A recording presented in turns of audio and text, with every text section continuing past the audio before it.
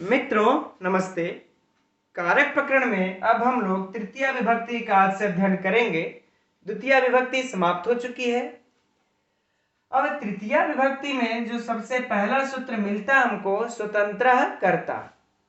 अब यह क्या है, कैसा सूत्र है? अधिकार सूत्र है, विधि सूत्र है, संज्ञा सूत्र है? यह जानने के लिए सबसे पहले इसका अर्थ जानेंगे। यह स्पष्ट क्लियर हो जाएगा, स्पष्ट हो जाएगा कि यह कैसा सूत्र है। तो इसका सबसे पहले अर्थ जानने के लिए जानते हैं। देखिए, जो क्रिया की सिद्धि होती है उसमें हमारे किसकी कर्म, करण, संप्रदान, अपादान आदि, अधिकरण आदि सभी सहायक होते हैं। ये पहले भी बातें हो चुकी हैं प्रथमा विभक्ति में। तो ये जितने सहायक होते हैं इन सभी को हम क्या कहते हैं? कारक। ठीक, अर्थात क्रिया की सिद्धि में जो जो ये सब सहायक होते हैं उनको हम कहते हैं कारक। ठीक, अब इसमें से ऐसा कारक जो कि स्वतंत्र होता है, क्या होता है? स्वतंत्र होता है, विवक्षित होता है। वह कारक, ऐसा कारक जो कि स्वतंत्र होता है, विवक्षित होता है, प्रमुख होता है अर्थात मुख्य होता है, वह कारक कर्ता कारक कहा जाता है। बातें समझ में आ गई? फिर से समझिए कि देखिए, क्रिया की सिद्धि में जितने ये सब कर्म, करण, संप्रदान आदि जो भी हैं ये सब सहायक होते हैं तो इनको क्या कहते हैं? हम कारक कहते हैं। अब इन सारे कारकों में से जो कारक स्वतंत्र होता है, विवक्षित होता है, प्रमुख होता है, मुख्य होता है, जिस कारक के अनुसार क्रिया चलती है, संपन्न होती है, वही स्वतंत्र उसकी कर्ता कारक संज्ञा होती है। अर्थात उसको हम क्या कहते हैं? कर्ता कहते हैं। बातें समझ में आ गई कि क्रिया के सिद्धि में जितने भी कारक सहायक होते हैं उसमें से जो स्वतंत्र होता है उसको हम स्वतंत्र कर्ता सूत्र से उसकी कर्ता संज्ञा होती है। कौन संज्ञा होती है मित्रों? कर्ता। ठीक, बातें समझ में आ गई। तो जब वो कर्ता संज्ञा हो गई इस प्रकार से हम पकड़ सकते हैं कि यह संज्ञा सूत्र है। फिर से मित्रों समझ लीजिए आप लोग कि क्रिया की सिद्धि में जितने कारक होते हैं उसमें जो सहायक होता है, जो स्वतंत्र होता है, उसकी कर्ता संज्ञा होती है। अगला सूत्र है मित्रों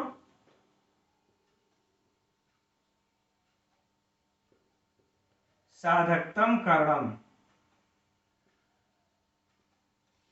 साधकतम करणम अर्थात क्रिया की सिद्धि में अब देखिए, यह साधकतम करणम, सबसे पहले इसका अर्थ जानते हैं। देखिए, एक होता है साधक, एक होता है साधकतम। ये तम प्रत्यय लगा है। साधक का मतलब हो गया कि क्रिया की सिद्धि में तो साधक सभी होते हैं। ठीक, सभी होते हैं साधक, लेकिन उसमें जो सर्वाधिक साधक है, बात क्या समझिएगा, जो सर्वाधिक साधक है उसकी कर्ण संज्ञा होती है। अर्थात यह भी संज्ञा सूत्र हुआ। अब बातें समझ में आ गई मित्रों? फिर से समझिए कि क्रिया की सिद्धि में तो सभी तो सहायक ही होते हैं, जितने भी कारक होते हैं सभी सहायक होते हैं, चाहे वह करण हो, कर्म हो, संप्रदान हो, अपादान हो, सभी कारक सहायक होते हैं। लेकिन वो साधक में नहीं, सभी तो साधक है, जो साधक तमम, जो सबसे सर्वाधिक साधक है उसकी सहायक है, उसकी कर्ण संज्ञा होती है इस साधकतम करणम सूत्र से। लेकिन हम कैसे पहचानेंगे मित्रों कि वह सर्वाधिक साधकतम है? इसके लिए है कि क्रिया से जिस जिस कारक को कर लेने के बाद क्रिया का फल प्राप्त हो जाता है, यानी क्रिया के संपन्न होने से ठीक पहले का जो क्रिया होती है, जो कारक होता है, वही साधक तमम करणम होता है। उदाहरण से हम समझाते हैं। रामेण बाणेन हतो बाली।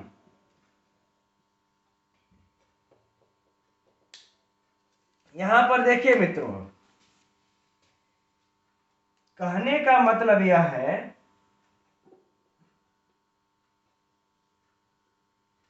कि राम ने या राम द्वारा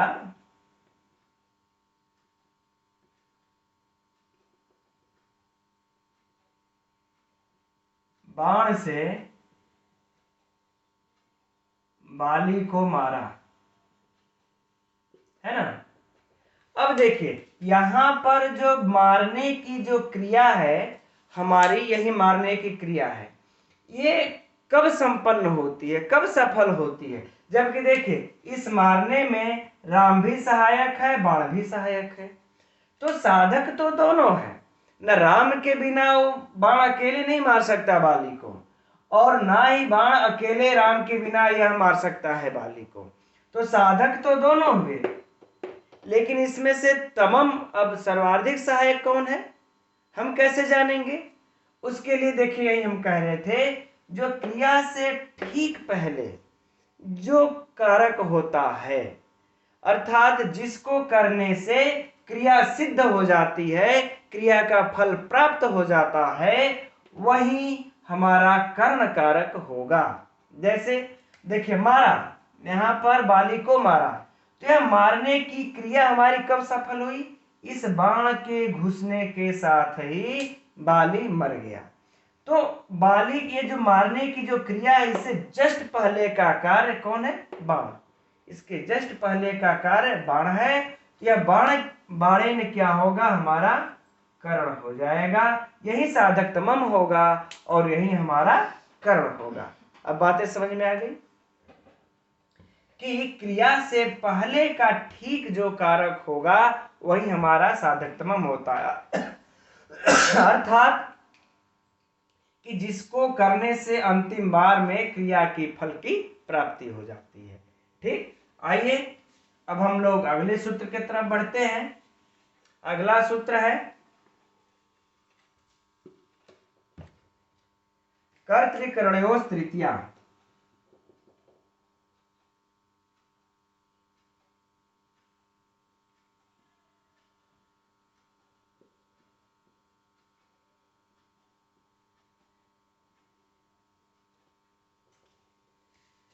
कर्तृकरणयोः तृतीया, यह देखिए क्या कह रहे हैं, इस सूत्र के अर्थ को आप जानते हैं।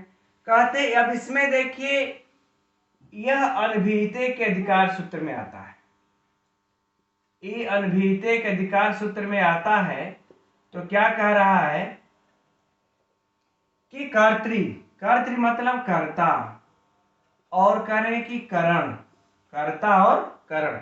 अनभिहिते का अधिकार आ जाएगा, हो जाएगा अनुक्त। ठीक, तो अनुक्त कर्ता और करण में तृतीया विभक्ति होती है। सिंपल सा अर्थ निकल आया।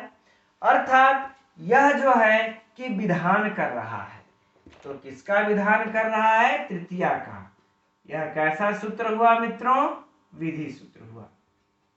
अब देखिएगा, बात को समझिएगा मित्रों। फिर यहाँ पर जो कि बात वहां पर कर्म कारक में आई थी, यहां देखिए यह जो दोनों सूत्र हैं यह कर्ता करके खाली हो गए। इन्होंने यह नहीं बताया कि उक्त कर्ता कर रहा है कि अनुक्त कर्ता कर रहा है।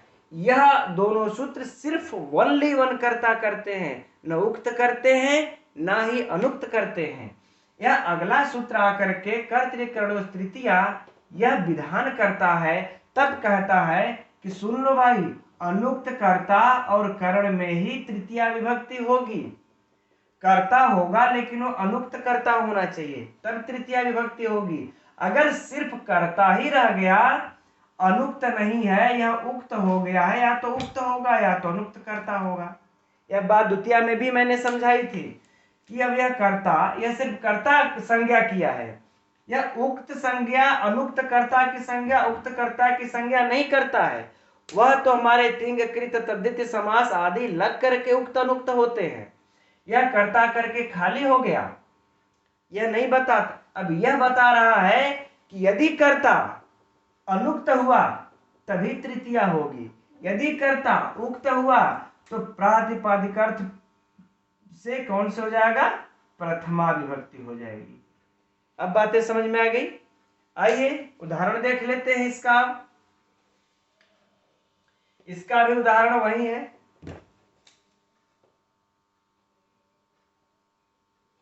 रामेण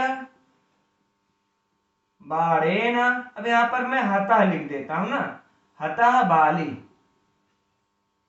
देखिए हतः में हन धातु से कत प्रत्यय लगा है, और कत प्रत्यय किस अर्थ में लगता है, यह कत प्रत्यय कर्मवाच्य में लगता है या फिर भाववाच्य में लगता है ना। तो इसका तो कर्म है, कर्म यहां पर बाली हमको विद्यमान है कर्म, ठीक। तो इसका अर्थ यह हुआ कि जो कत है वह कर्मवाच्य में लगा है।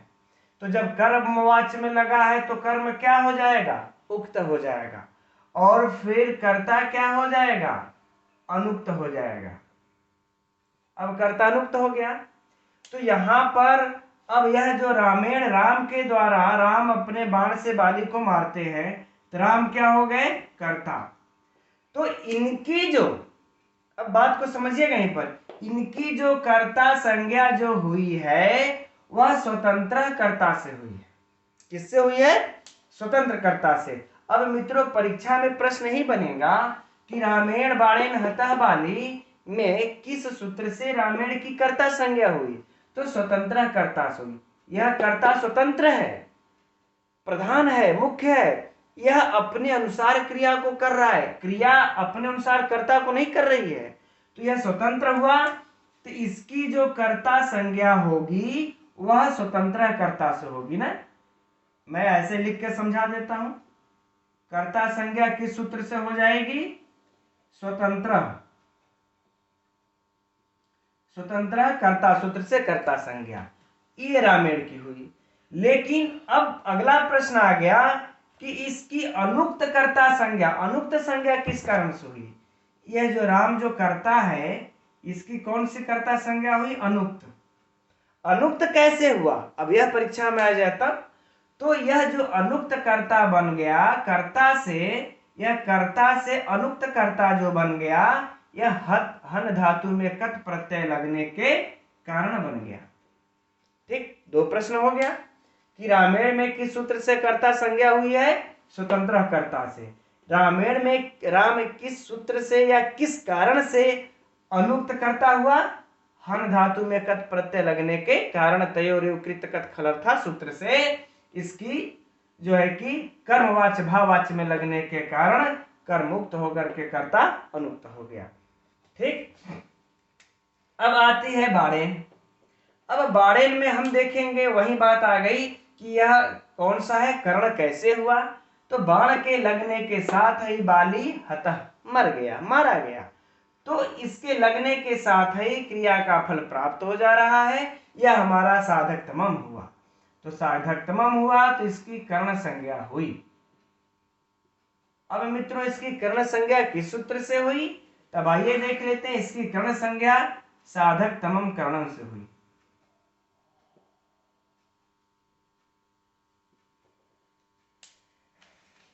अब बातें समझ में आई मित्रों। ये यहां पर सूत्र हमने गलत लिखा, साधक तमम रहेगा, ठीक है।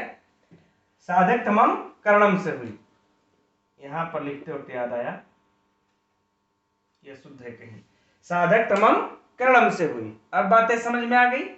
अब इसमें जो है आप लोगों को यही दो फेमस प्रश्न होगा।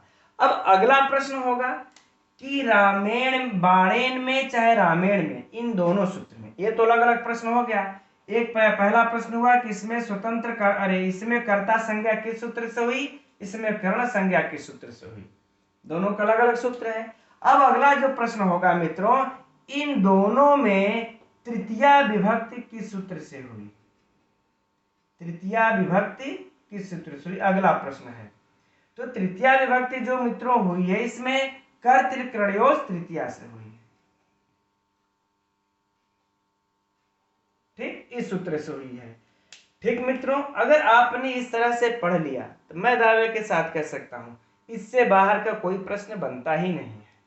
आपने स्वतंत्र कर्ता किस सूत्र से हुआ, कर्ण संज्ञा किस सूत्र से हुआ, अनुक्त कर्ता यह कैसे हुआ, ठीक, यह भी जान लिया।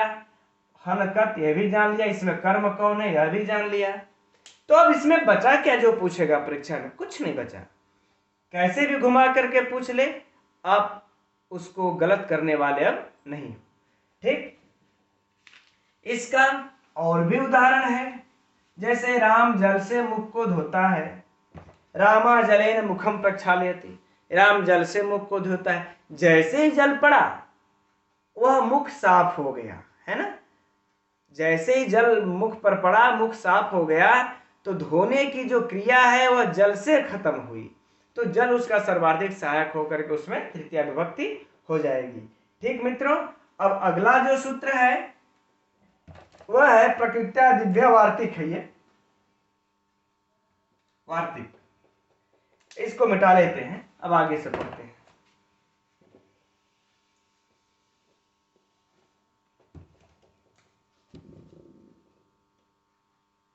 वार्तिक है प्रकृत्यादिभ्य उपसंख्यानम,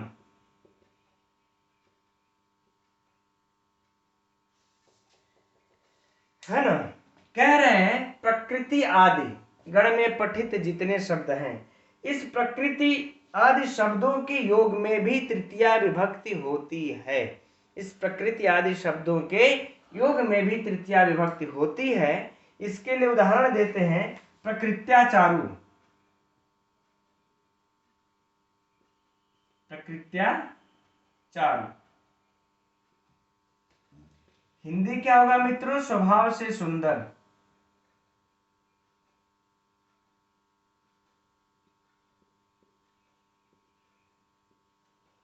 स्वभाव से सुंदर, अर्थात वह स्वभाव से सुंदर है। तो प्रकृति यानी कि वो स्वभाव से सुंदर है। यहां पर बस एक ही प्रश्न आप लोगों को बनता है मित्रों, इस प्रकृत्या में तृतीया विभक्ति किस सूत्र से हुई? तो सीधे कहिए प्रकृत्या दिव्य उपसंख्यानम से इसमें प्रकृत्या में तृतीया विभक्ति हुई, और इसमें कोई कठिन प्रश्न नहीं है, बस हमको ये याद रखने की आवश्यकता है। इसी में है जैसे कि प्रायण याज्ञिक, प्रायण याज्ञिक। अब मित्रों यहां पर देखिए वह प्रायः यज्ञ करने वाला है। क्या है? प्रायः यज्ञ करने वाला है।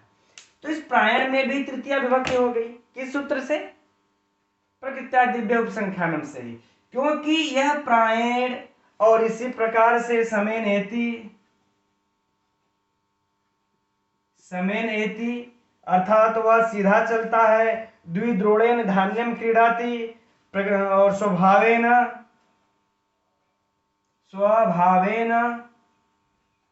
दयालु, यानी इस प्रकार से जो भी इस प्रकृत्या दिव्यम, प्रकृत्य मतलब आदि, प्रकृति आदि, तो आदि लगा दिए तो उस गण में पठित जितने वर्ण हैं सबके योग में तृतीया विभक्ति हो जाएगी। चाहे वह प्रकृत्या हो, प्रायण हो, समेन हो, स्वभावेन, सब हमको प्रकृत्या आदि में मिल जाते हैं। जब उसी गण में पठित हैं तो इसमें सब में एक ही वार्तिक से तृतीया विभक्ति हो जाएगी। ठीक है मित्रों, अगला सूत्र है मित्रों दिवह कर्मच।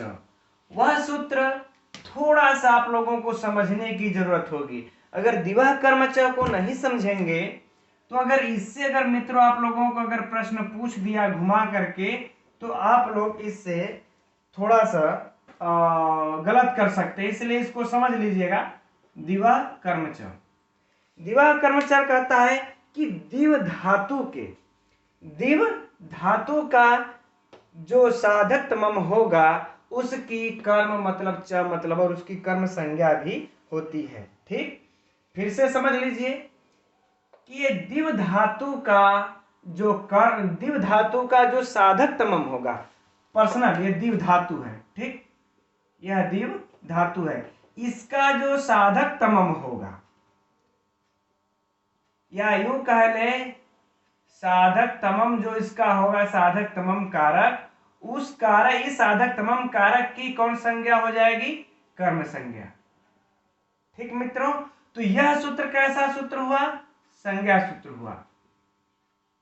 अब बात यहां पर एक और फंसी कि यह तो देखिए तृतीया विभक्ति में पठित है, कर्ण में, लेकिन कर्ण कारक में पठित है, लेकिन अब बात आ गई यह दिवा कर्म च किस कौन सी संज्ञा करता है ना? तो यह संज्ञा सूत्र है और संज्ञा जो करता है वह कर्म संज्ञा करता है। कौन सी संज्ञा कर रहा है? कर्म, क्योंकि दिव धातु का जो साधक तमम कारक होगा तो ऑलरेडी साधक तमम कर्णम से कर्ण है, लेकिन यह आकर के कर्म कर रहा है। उदाहरण से समझेंगे, आइए।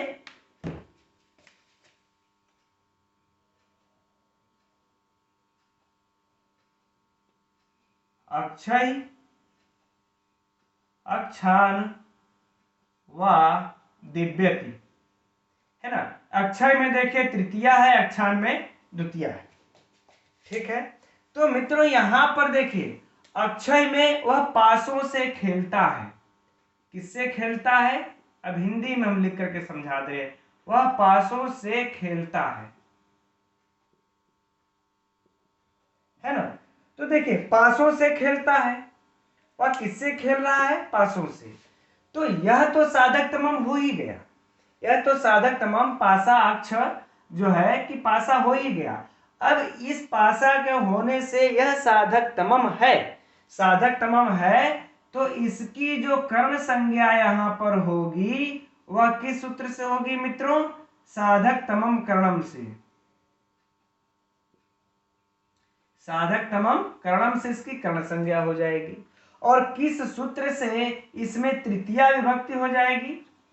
तृतीया विभक्ति जो इसमें होगी वह हमारी कर्तृकर्णयोस तृतीया से होगी, कर्तृकर्णयोस तृतीया से होगी। अब यह तो ऑलरेडी है साधक तमम कर्णम से, इसमें कोई भी एक्स्ट्रा सूत्र लगाने की जरूरत नहीं है, क्योंकि हम लोग साधक तमम कर्णम भी पढ़े, कर्तृकर्णयोस तृतीया भी पढ़े। लेकिन जब बात आ जाती है दिवा कर्म च की, तब कहता है कि दिव धातु हो तो उसका जो साधक तमम होगा उसकी कर्म संज्ञा भी होगी। तो साधक तमम तो अक्षय है, अक्षय पासा है, तब इसकी कर्म संज्ञा हो जाती है। जब इसकी कर्म संज्ञा हो जाएगी तो अब देखिए प्रश्न बनता है, कर्म संज्ञा होकर के द्वितीय विभक्ति हो गई, तो इसमें कर्म संज्ञा किस सूत्र से हुई? कर्म संज्ञा किस सूत्र से हुई? तो इसकी कर्म संज्ञा मित्रों इससे होगी, दिवह कर्म च, दिवह कर्म च से, इस सूत्र से होगी।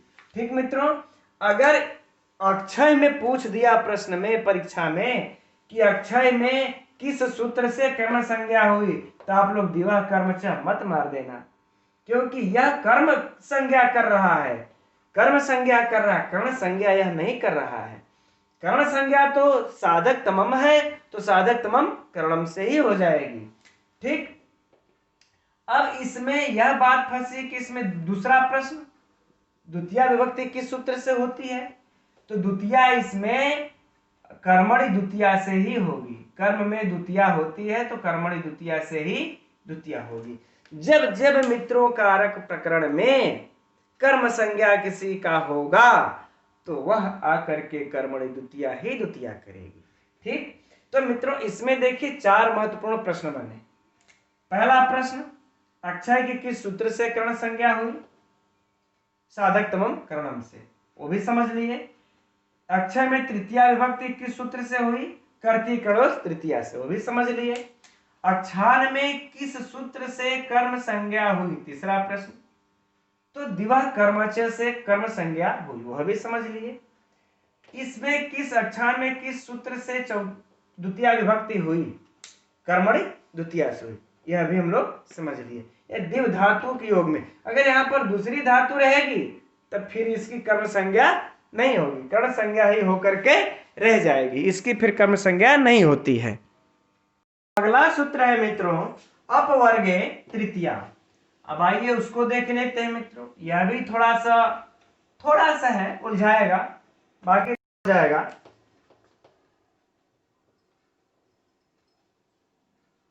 अपवर्गे तृतीया। अपवर्ग, इसका अर्थ जान लेते हैं। अपवर्ग अर्थात फल प्राप्ति, फल प्राप्ति है ना। फल प्राप्ति को अर्थात क्रिया के समाप्ति पर जब फल भी प्राप्त हो जाए उसको हम अपवर्ग कहते हैं। हम क्रिया कोई कर रहे हैं, क्रिया समाप्त हुई, हमको फल भी प्राप्त हो गया, उसी फल प्राप्ति को हम अपवर्ग कहते हैं। और जब ऐसा फल प्राप्ति हो जाए तो उसके योग में तृतीया विभक्ति होगी। उसके योग में कौन सी विभक्ति होती है? तृतीया। ठीक, तो यह कैसा सूत्र हुआ मित्रों? विधि सूत्र। यह डायरेक्ट विधान कर दे रहा है, डायरेक्ट विधान कर दे रहा है। अच्छा, इसमें मित्रों काला धनुर अत्यंत संयोगे का अनुवृत्ति भी आ जाती है।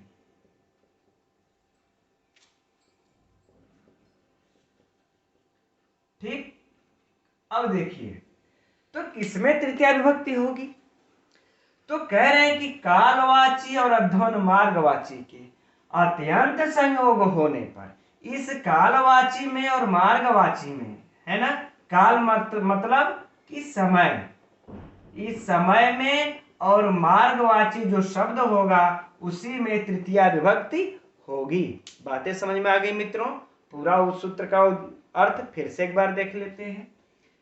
जब क्रिया की समाप्ति हो और फल की प्राप्ति हो जाए, ऐसे फल की प्राप्ति में जो समयवाचक जो शब्द होगा और जो मार्गवाचक जो शब्द होगा, इसमें कौन सी विभक्ति हो जाएगी? तृतीया विभक्ति हो जाएगी। आइए अब उदाहरण देख लेते हैं।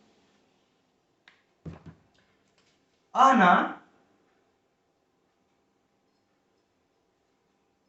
क्रोशेन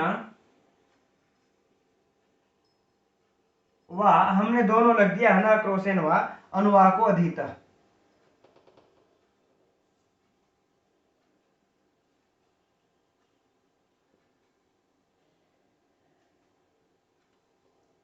अनुवाको अधीतः। आहना मतलब एक दिन,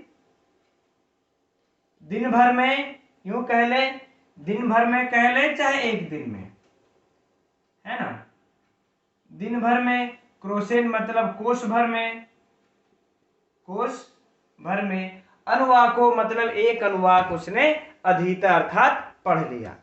ठीक, पढ़ लिया अर्थात याद कर लिया, अर्थात उसने दिन भर में सुबह से लेकर शाम तक एक अनुवाक पढ़ा और याद भी कर लिया। और क्रोशेन मान लेते हैं वो कोष भर चलता गया, एक कोष चला, पढ़ा और उसको याद भी हो गया। तो यह जो मार्ग दिन भर, तो यह समय हो गया, और यह कोष भर, तो यह क्या हो गया? मार्ग हो गया।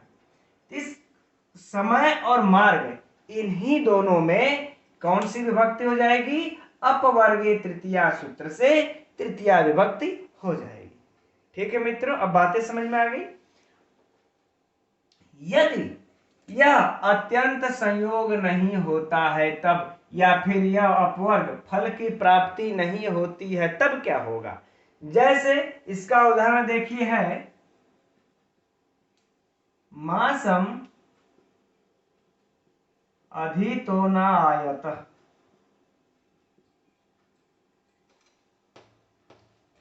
है ना, कि महीने भर पढ़ा ना आता का मतलब उसको कुछ भी नहीं आया। महीने भर पढ़ा लेकिन नहीं आया, तो फल की तो प्राप्ति हुई नहीं। जब फल की प्राप्ति नहीं होगी तो इस जो समयवाची जो शब्द है इसमें फिर कौन सी विभक्ति हो जाएगी? द्वितीया। कौन सी विभक्ति हो जाएगी? द्वितीया। किस सूत्र से? काला धनुर अत्यंत संयोगे से। अब बातें समझ में आ गई मित्रों। कि जब फल की प्राप्ति होगी तभी इस कालवाची और मार्गवाची में तृतीया होगी, जैसे अहना में हुआ, क्रोसेन में हुआ। यदि फल की प्राप्ति नहीं होती है तब जो कालाधुनोर अत्यंत संयोग सूत्र है, इसी से इसमें द्वितीया विभक्ति हो जाएगी। इसका अन्य और भी उदाहरण है, जैसे क्रोसेन पुस्तकम पठति, कहने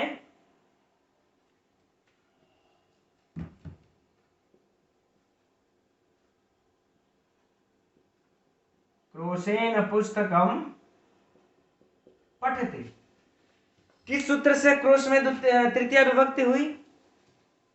अपवर्गे तृतीया से। कोष भर में उसने पुस्तक पढ़ लिया, यह इस सूत्र से तृतीया विभक्ति हो गई। ठीक है मित्रों, तो आज के वीडियो में इतना ही रहने देते हैं। कल संयुक्त प्रधान सूत्र से फिर क्रम से आगे का अध्ययन किया जाएगा। तब तक के लिए नमस्ते।